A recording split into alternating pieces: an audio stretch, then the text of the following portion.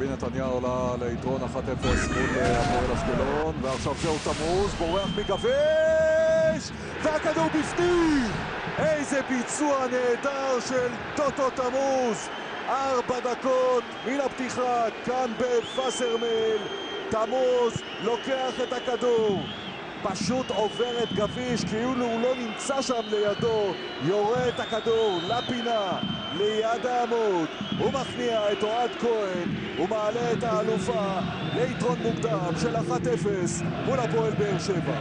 טעות קשה של גביש, ההיסוס שלו, כאן התיקול המצוין של שי אבוטבול שהביא את הכדור עד לטוטו תמוז.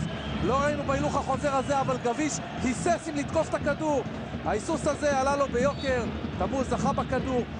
טוטו תמוז, שחקן שאוהב לבוא מאגף שמאל לכיוון המרכז, לרגל ימין, עושה את זה כאן מצוין. הייתי מנקה גם את אוהד כהן